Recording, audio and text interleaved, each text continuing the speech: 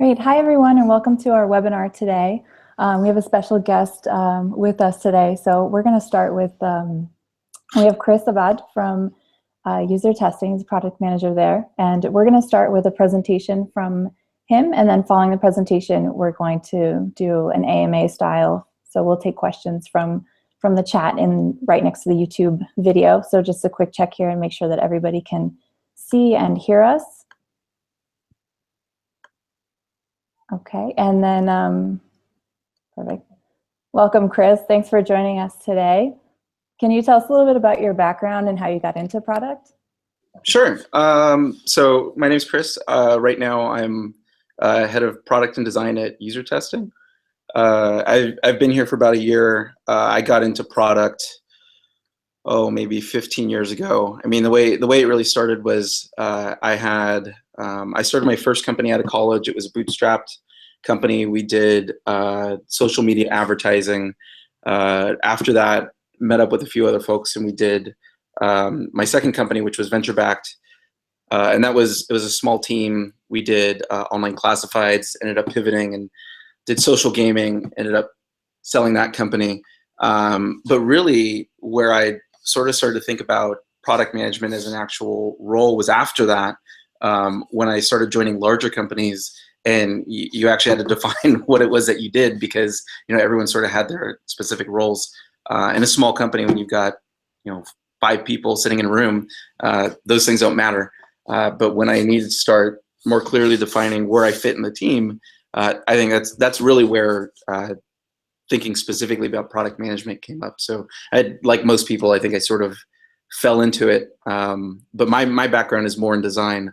But bringing design and technology together to actually make things was always a passion of mine. So product management felt about right. Great, awesome. And you have a presentation for us today, right? Yep. So let me pull this up here. There we go. Perfect. And can you see my screen? Yep, we can see your screen. And guys, don't forget that you can type in your questions in the chat next to the YouTube video towards the end of the presentation, and we'll be taking those questions after. So thanks, Chris. Go ahead and start. Cool.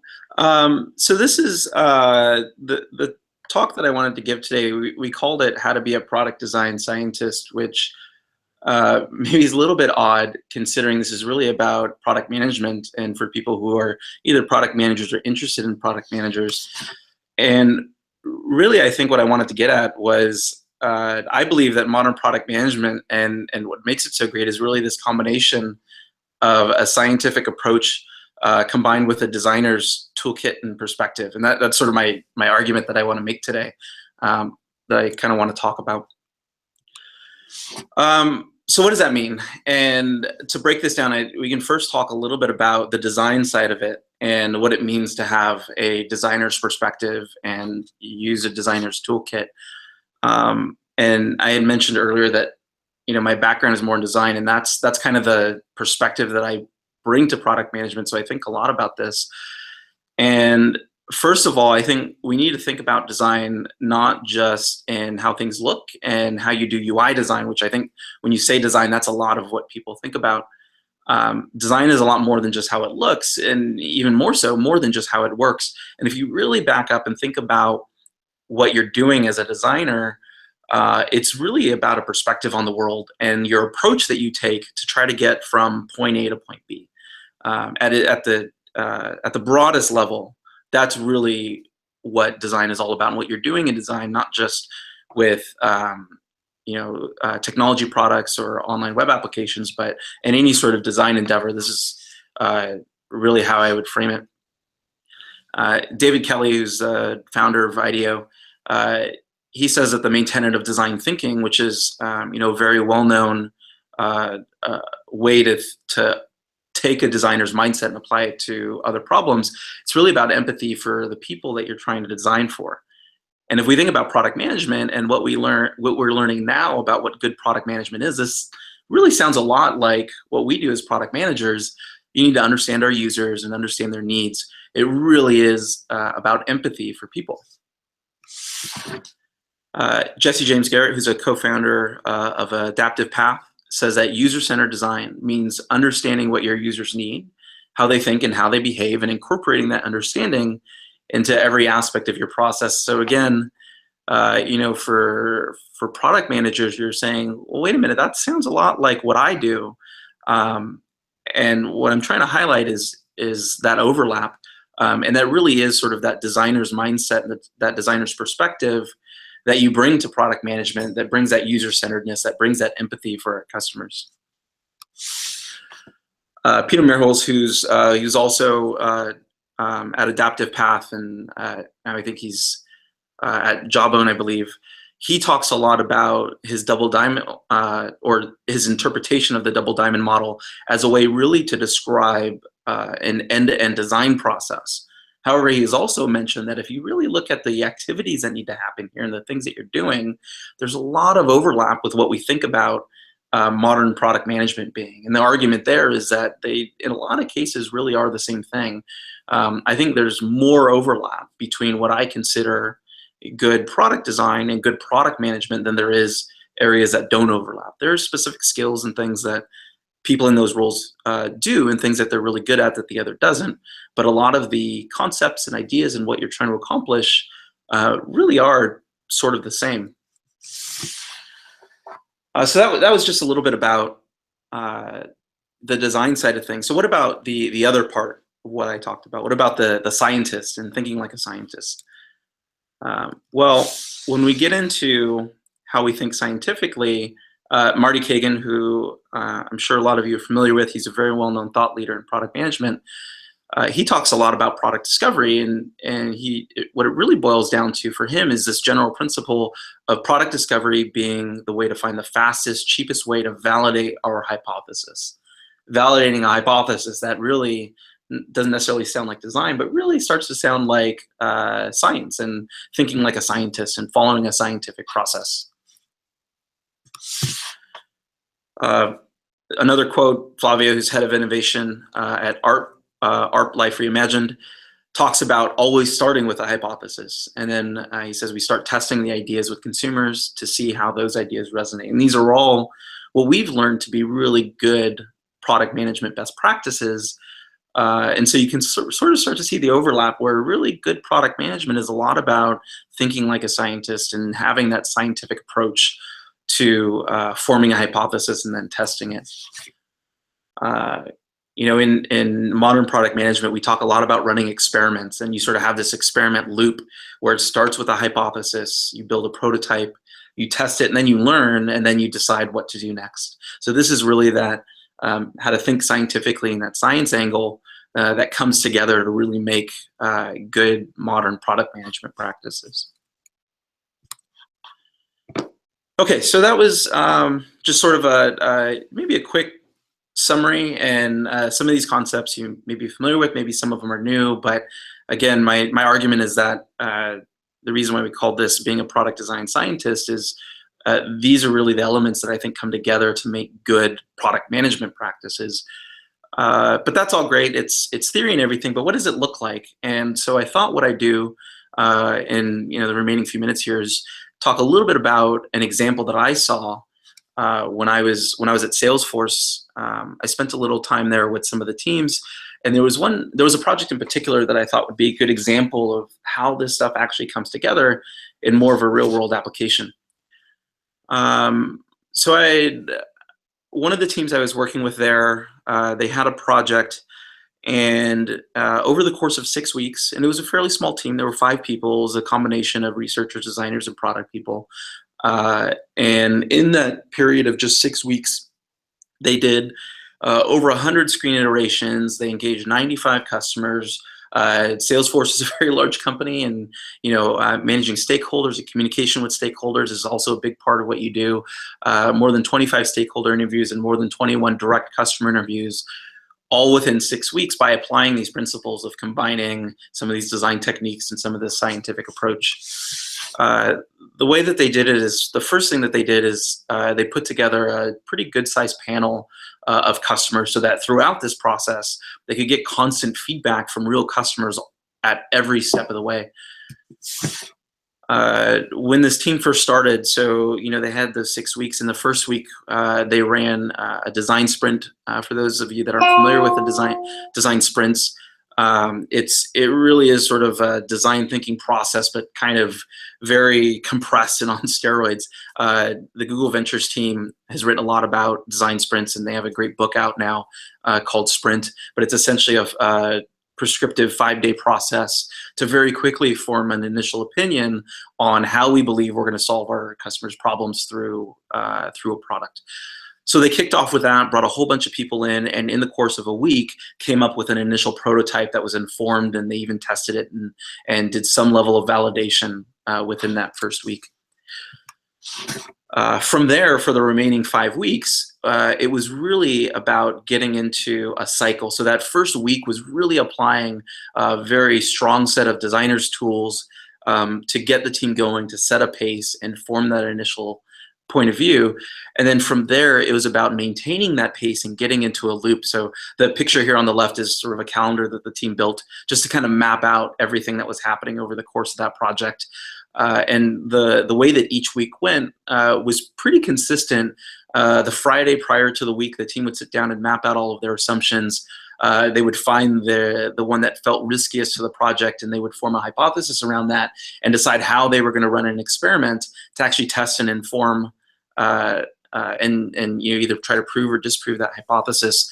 Usually Monday through Wednesday was spent with that team building a new prototype around that experiment. Thursday was always test days, so on that calendar you can kind of see the purple sticky notes. Those were actually days where we had scheduled customers to either come in, or we were doing it remotely over something like Hangouts or GoToMeeting, and we were actually testing the prototype with customers. And then Friday, we'd bring everything together, synthesize those learnings, do a bit of a retrospective on the week, and then repeat. And that happened every single week after that first week throughout the course of the project, which ended up being a really, really rapid pace. But what that allowed the team to do was every single week, they were evolving the prototype and the concept and informing it with those insights from customers all along the way. So in this particular case, it was a mobile application for Salesforce's new analytics product. It's launched now. This project was done this maybe a few years ago, 2 or 3 years ago, before it had launched. But that was sort of how the idea had evolved. Was week by week they were forming a hypothesis and running experiments, and then working that back into the prototype, so that by the end of those 6 weeks, they not only had a pretty rich experience that was robust and we could take customers through and take stakeholders through, but it was heavily informed with things we were hearing back from customers every step of the way. So that's it. Just a little quick overview, but again, I think the point I really wanted to make was to tie what maybe sounded like an odd title of being a product design scientist, kind of this idea that I have that great product management really is that combination of that designer's mindset and designer's toolkit for creativity and collaboration and exploration, with a very rigorous scientific approach of running experiments, forming hypotheses, designing the experiment to test that and inform it, and then off the learnings from that experiment, then working that back into your point of view on what your product is. So I think now we can go to questions. I can stop sharing my screen here probably.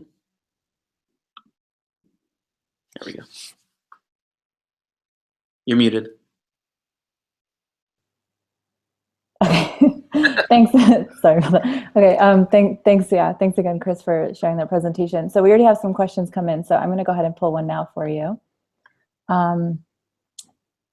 Here, so how do you prioritize which experiments to run?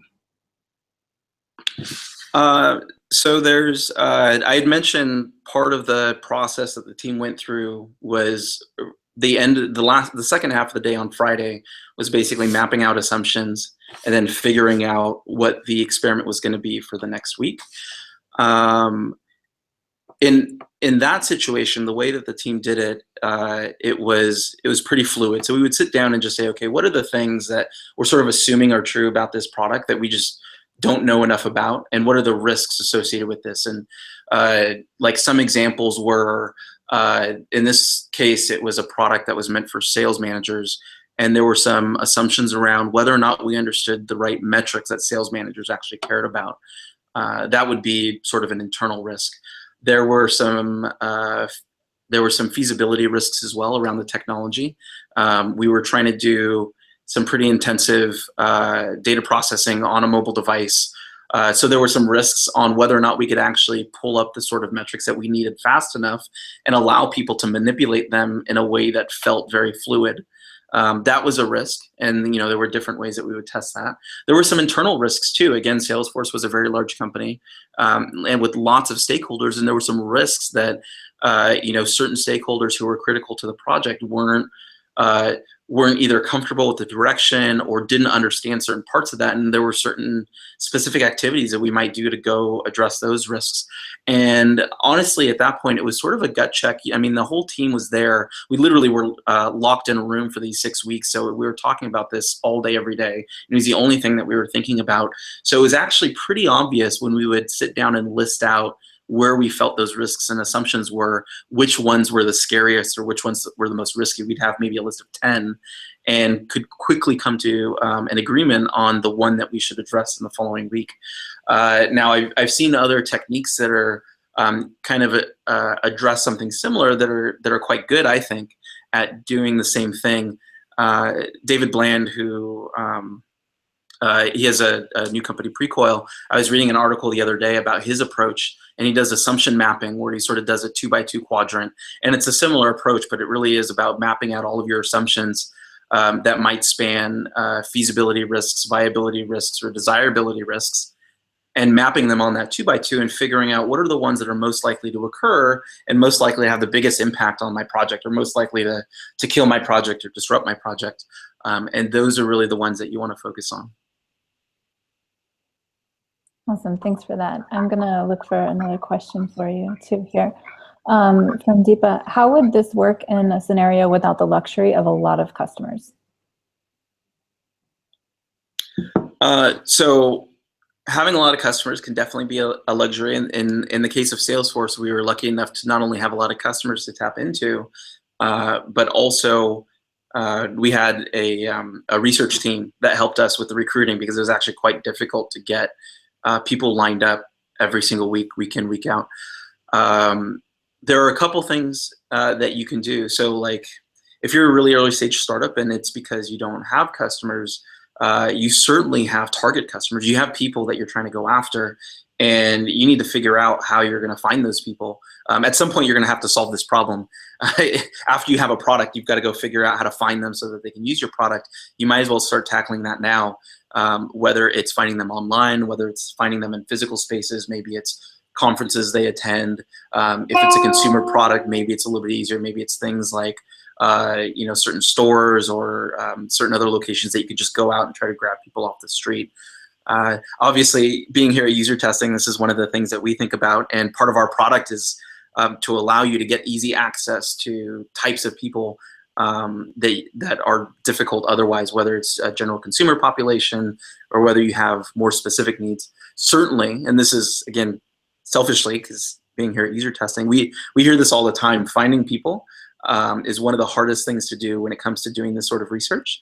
And that's kind of the need that we try to fill, is we try to make that easy. We have a very large panel of people at our disposal, over 1 million people on our panel, and we build software to help you get easy access to that. So that was a bit of a setup to plug the product, but that's what I've seen. Okay, great. Here, I'm going to look for another question for you. We have one here from Dan. On weekly sprints, how do you keep steady pacing or flow for the design team throughout the sprints? How do you keep a steady pacing of the design team? So I'm going to interpret the question in a particular way, and maybe if I didn't interpret it right, we can come back to it. But there's a couple things that come to mind. One of them is, and I would say this isn't just about the design team, but just in general, how do you keep that sort of pace? You have to be incredibly focused. One of the biggest problems that I see and that I've had with some of my own teams is that you're trying to do too many things. And you cannot maintain that type of pace and that type of progression if you're juggling 5 projects all at one time. So I had mentioned in that case, literally, what we did is we reserved a room. We physically moved everyone's desks in those rooms. They were not allowed to leave. And we just, that became our war room. And we stayed in that room for those 6 weeks. We didn't work on any other projects. And that was a big factor in what allowed us to keep that focus and that pace. Now that's one part of what I think the question might be getting at. The other part is, how do you keep the design team focused? And to some extent, I kind of feel like what's implied in that question is maybe the design team is somewhere separate from that activity, and you kind of have to keep tabs on them or keep an eye on them to keep them moving forward while you're trying to drive the project. And I think it is critical that design is actually a partner in that process. I strongly believe that a lot of this really is about talking about how to do product discovery. And I'm a strong believer that product discovery cannot happen unless you have the right people in the room. And design is a critical role in that practice. So ideally, what I think is if it's done right, it's not really a question of how do I keep the design team focused, because the design team is sitting right there with you with the same focus and the same activities, the same priorities as you have. It just kind of happens. Right, no, that makes sense. We have another question involving remote teams from Wesley.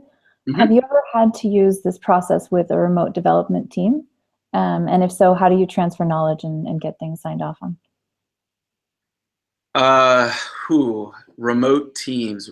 Honestly, remote teams are very difficult for this type of process. And it's something, so earlier when I first started experimenting with these types of practices, we really didn't do it with remote teams because it was so hard. You can sort of see that, like, to maintain this sort of pace and focus, and even some of the artifacts that come out of this process are very physical. You can kind of see some of them behind me. A lot of these things are done on big boards with sticky notes in these big rooms where everyone kind of walk around and collaborate. And I would say when I was at Salesforce and after that when I was at Campaign Monitor, I sort of insisted that we could only do this with people who were co-located. And at the end of the day, it really is a lot easier when you're co-located. That solves a lot of problems. Here at UserTesting, we actually have quite a few people who are remote. So what we've been doing over the last several months is experimenting with how do we take these sort of practices and processes and maintain as much of the value as we can and focus and speed, and bring that to a remote culture. You definitely take a hit, but I would say we've been more successful than I've seen in the past. It's really difficult. I think you have to have experienced, excellent facilitators, people who can sort of guide you through these activities that have done it before and are really, really comfortable with it, because introducing the remote aspect is a whole nother dimension. A really good physical setup is super helpful. So we've actually run a few workshops here before. This was actually pretty challenging, but we ran a single workshop that had one group that was actually here in the room that I'm in now, here in San Francisco. We had one group that was in a similar room in Mountain View, and then we had maybe 10 or 20 people who were distributed, and everyone was sort of in their own home or wherever they were working from. And it was just, we kind of had to change the format a little bit, and it was about timing. The hardest part is a lot of these sort of activities, there's a lot of back and forth, hopping between group conversation and heads down activity, and you sort of had to chunk that up a little bit better for a remote group. So what we did is we did bigger chunks where we would talk, and then we would do bigger chunks where everyone would go heads down, because it's the switching back and forth that would kill a lot of time when you have people remote and you're on like a Google Hangouts or a Zoom or something like that. And we've also been experimenting with a few tools. So we've been trying things like Mural. If anyone's familiar with Mural, it's a great online web application that allows you to do a lot of the collaborative sticky note sort of exercises. And we've been using those, and that was actually really helpful as well. And then the physical setup is super helpful. Like we've definitely gone out of our way to invest in like good cameras for the rooms, really big TVs so we could see everyone, we could see the work that we were all sharing. Like there's definitely a lot more thought that we've had to put into trying to make this work for a remote team, and we've found a few tricks that have made it better. I still prefer that these things are done in person, but sometimes you don't have a choice. So those are the kind of things that we've been experimenting with. Right. Here, I'm going to find another question for you. Okay, so we have a lot of good ones here. Okay, this one is from Rosanna. How do you set the minimum amount of people to interview that you think is enough to have relevant feedback? The minimum amount of people. So the easy answer is there's sort of this magic number somewhere around 5 to 8 that most people that do these types of 1 hour live interviews where you're talking to people, getting reactions and showing them sketches and prototypes and things. Each cycle tends to be about anywhere from 5 to 8 is really good. At a minimum, I think we've done this where we might have 3 people in a cycle. And that's because if you have too few, you don't get a really strong signal on the trends because 1 or 2 people you can't really see what the trend is and you don't hear the repetition. Too many and it just becomes unwieldy and you really get to diminishing returns after a while. Usually after the first 3 to 5, sometimes even after 3, you're doing these interviews and you already start to hear consistent trends and you're like, okay, I don't need to hear anymore. I know what the next person's going to say because it's so obvious, and then you stop, you iterate, and then you go back at it. But that's kind of, those are the guidelines, I think. Okay, awesome. And here we have another question too. So how do you convince stakeholders that you need to run more experiments, when they believe that what we have is currently good enough to ship and we should just ship? Ooh, that is a really difficult one. And I've certainly spent a lot of time in my career having to fight the uphill battle that you can sometimes have with convincing people that these sort of activities are useful. Honestly, I think there's a couple things that I've done that I would say, and I don't think they're silver bullets, but maybe have been the most effective. One of them is to really try to shift the conversation towards the outcomes and the results, because quite frankly, if you're shipping products without doing this and they are having a great impact on the company, usage is going up, you're acquiring users, revenue is going up, engagement's going up, all that sort of stuff, then honestly it's not needed. Like the whole point of this is because what we found is typically when we don't do this, we ship things that we think are going to be amazing, we think they're going to have a great impact, that people are going to love them, and they don't. And then we backtrack and we say, well, okay, that didn't work. Well, how are we going to do this differently? So pushing that focus away from shipping something out the door and highlighting the impact that it's having, because most certainly it's not having the impact that you think it's supposed to. That's been sort of my go-to. Now, sometimes what happens is that can be, depending on the influence that you're able to have in the organization, that can be a really difficult conversation to have beforehand. Really what we want to do is we want to save ourselves the headache and embarrassment of shipping something that nobody wants that doesn't work. So we try to get ahead of it and convince people that, oh, well, it's most likely not going to do the thing that we think it will, so we should do these things now. And sometimes that doesn't work. And I've been in lots of situations where you kind of just have to let it happen. And then you retrospectively go back and say, okay, well, we shipped this thing, we tried it that way. Here's the impact that it had. That's not quite what we were looking for.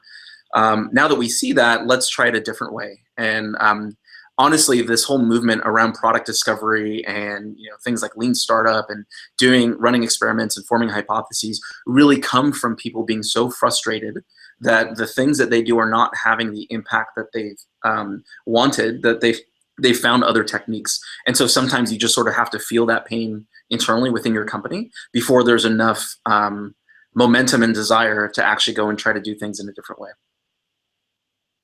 Okay. Thanks for taking the time to answer all of these questions. We have time for just one more. So are there any great books to learn more about product design methods that you could recommend? Oh boy. Well, so I had mentioned earlier that the Sprint book from the Google Ventures team, that is an excellent book, and it gets really tactical about how to do a very specific process with design sprints. And it's not the only thing that you do, but it is very, very detailed. And it is certainly not a design book as much as it is a product and a business book, but it really applies user-centered design principles and design thinking and design tools to solve those things. So I would highly recommend that book. Let's see. Oops. That one's my fault. Sorry about that. When it comes to product design, I would say that's the best one. I really look to frameworks like design thinking as a way to inform how we do product management. And that's, you could, of course, go all the way back to Change by Design by Tim Brown, which is sort of a book about design thinking as a whole. But I think Sprint is probably the most current and most practical book in how to apply this in a product setting. There's also, actually, I take that back, there's one other book that came out recently, Design a Better Business, which is also very like product and business centered, and it's kind of a menu of more designerly tools and techniques that you can then apply to solve either business problems or problems that you face as a product manager. It doesn't go very deep into each technique, but they do give good resources to go learn more about each one. But they give you a really good survey of some different tools out there that we've started to apply and carry over from the design world into the business and the product world. Awesome, great book suggestions. Thank you. Before we close out too, I'd love to hear your advice to those that are aspiring product managers and people just wanting to break into the industry. So any advice that you can offer would be great. Well, so I think just to tie it back to what I've been talking about, I would say I have a pretty particular perspective on what I think good product management is, and it really is about context. It works for me, and because of the sort of products that I've worked on and the customers that I've tried to build products for. But it isn't the only type of product management. There are lots of other scenarios where there's definitely more of a business mindset that makes a lot of sense, or more of a technical mindset. So it's not really a silver bullet or one size fits all. So I would say what I think is important is to kind of be clear about like what you're most interested in and what fits your personality the most, and play to your strengths, and sort of build a career in product management around that. Because there are certainly different tracks, and this is kind of the track that I'm on, and this is the type of product manager that I look for because it works for us. Awesome. Thank you so much again, Chris. We appreciate your time today and the presentation and answering all the questions for us. Guys, we are hosting these webinars every other week, so we'll have another one in 2 weeks.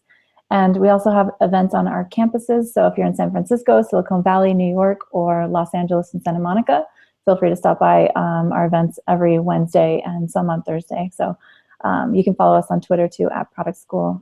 Thanks so much again, everybody. Enjoy the rest of your day. Awesome. Thanks.